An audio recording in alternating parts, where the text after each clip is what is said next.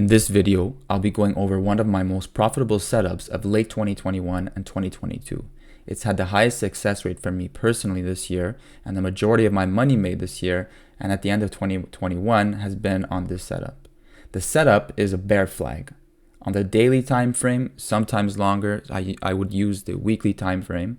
The longer the flag, the longer the consolidation, the longer I'm willing to hold the trade and swing the trade. Let's get right into it by going over the bear flag checklist here. So as you can see, the 5 main things I look for is a stock that had a big breakdown, meaning it's pulled back significantly from its highs recently with volume or momentum, something significant. Second, you're looking for is a consolidation. So after this breakdown, you're looking for the stock to go sideways for a period of time.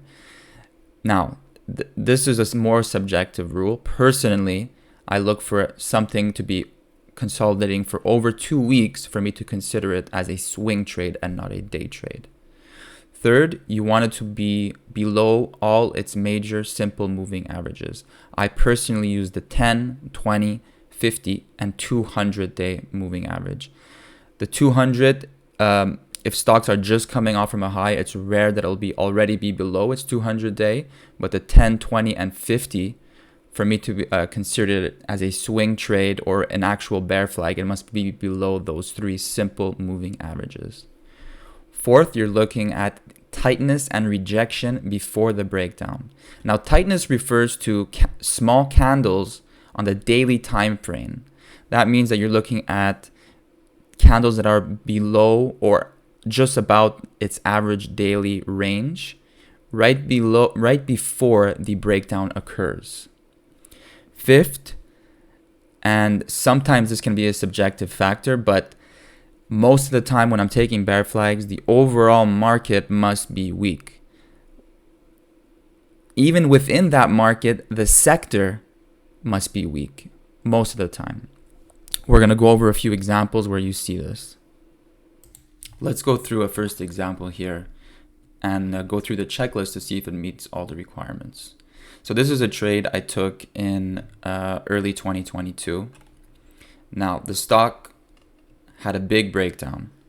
It went from $120 here at the end of 2021. It's now $70. The stock is down huge for the year. It recently had a big breakdown here. You can see the volume pickup in the weeks ending this breakdown. It then had a consolidation here. This is about 18 trading sessions. There's your consolidation. It's below all its major moving averages. It's below the 10, the 20, and the 50. Tightness before the breakdown. You can see here there's 1, 2, 3, 4 tight days right on the moving averages. So it's getting rejected. It's trying to break over the moving averages and is getting rejected from the moving averages. And at the time, yes, the overall market was weak. And within the overall market, this is a weak sector. The big tech names that were up during COVID happen to be the ones that were getting beat up the most during the market pullback.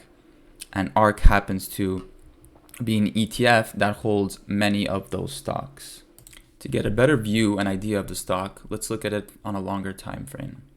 In 2021, it peaked here around $160. It pulled back and built this huge flag that it ended up breaking down from. I missed this setup here. I did have a small position on this one that I covered early, but the one that I just showed you is right here.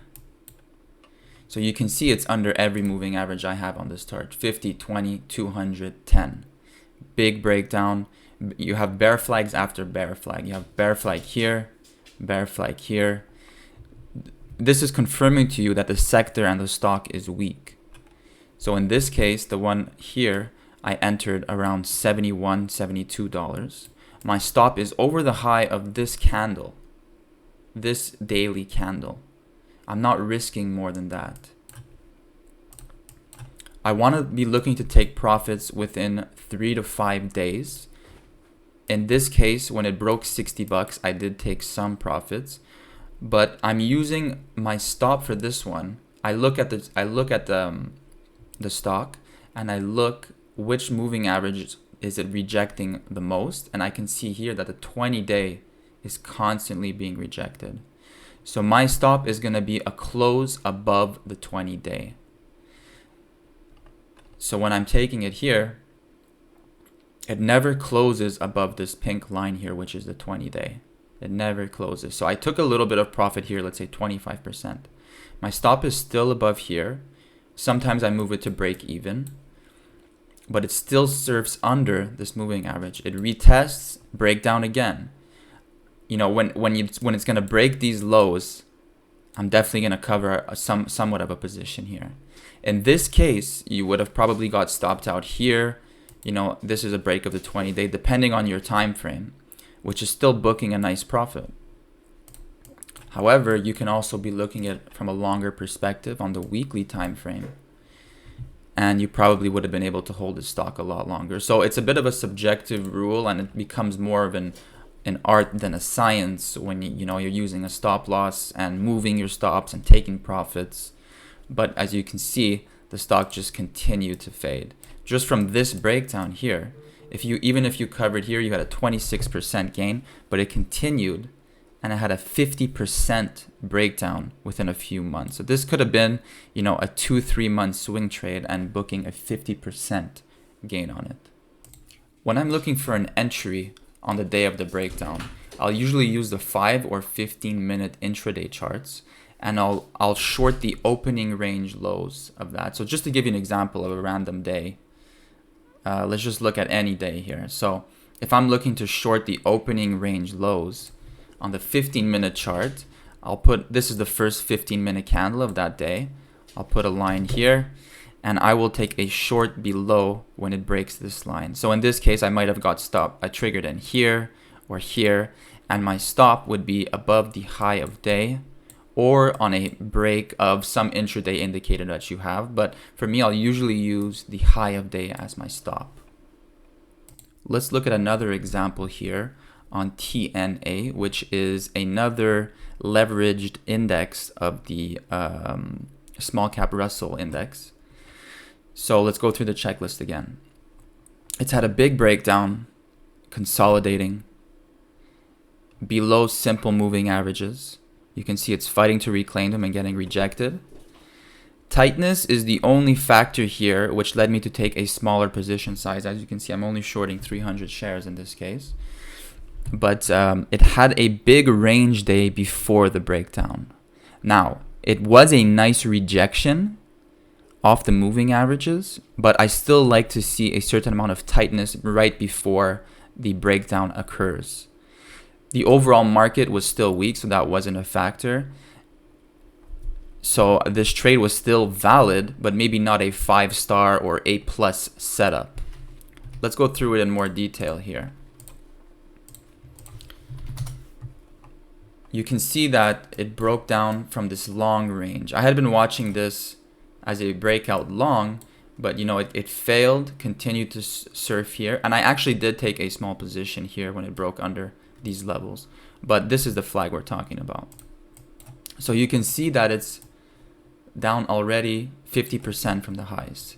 It's consolidating here for 3 months. This is almost a 3.5 month consolidation. It's building an obvious support range where it's not breaking down from, where it's gaining support. It's being rejected off all its major moving averages. It's below every major moving average.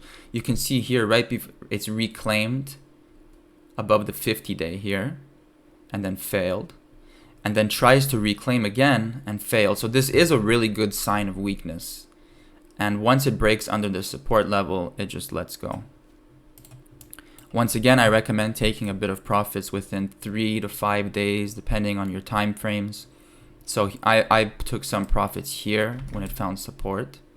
And then I think I got out the rest. I didn't even follow all my rules, but I got out the rest of the trade here. Normally, I would have waited to get stopped out on the 10 or 20 day, but I felt it was a bit extended at this time, having been down 34% in about 2 to 3 weeks here. But if I, I probably would have got stopped out, but it was still down. It went down further from that. And, still showing weakness on the daily.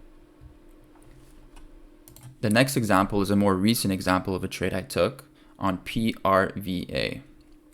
You can see the stock kind of had a double top over here, started to peak out, broke down below all its major moving averages, and started to build this obvious support level and building these lower highs below the moving averages and set up a breakdown. So in this case, I actually shorted it here on the break, and my stop would be a close above the 10 or 20 day. So in this case, it did break above the 10 day and close above the 10 day, but I was using the 20. So it didn't break and close above the 20. Let's go over the checklist quickly. Big breakdown, consolidation, tightness. This is a pretty tight range. Overall market is still weak. Let's get a closer look at it. So overall, it's a recent stock, made a big move up here. It failed, and it's failed to reclaim its moving averages and consolidating, like we said. So it never stopped me out. It never closed above the 20 day, which is this one here, the purple pink line. So I wasn't really, I'm not worried. I'm following my rules. It starts to break down. I take profits within 3 to 5 days of the breakdown. So I took some profits on this day here. And I took another big chunk of profits right here. And I stopped myself out. I got a little scared here, stopped myself out. I didn't follow my rules again, but it's okay. I still booked a nice 25%-ish gain on this one. But it still looks weak. I mean, this could consolidate again, build another bear flag and break down. That's why I always recommend following your rules. It's not always easy when you see profits and you don't want to give them back. You see the market might be rallying during this time like it is now. You can still see that I took all these trades during about this period. Let's try and highlight here. I took all of these bear flag trades during this period. I'm not going to be looking to trade bear flags during this period when stocks are clearly making a huge move up. I'm also not looking to necessarily take bear flags when the market is rallying here. So, after it breaks over here and starts rallying, I'm less interested in bear flags. When the market's rallying here, I'm less interested in bear flags. But the overall trend of the market right now is clearly lower until proven otherwise. So bear flag trades are still valid, and you want to kind of time that with the overall market environment. If you enjoyed this video, please drop a like and subscribe on the YouTube video. And follow my Twitter if you're interested in daily watch lists and trade ideas. Thanks for watching.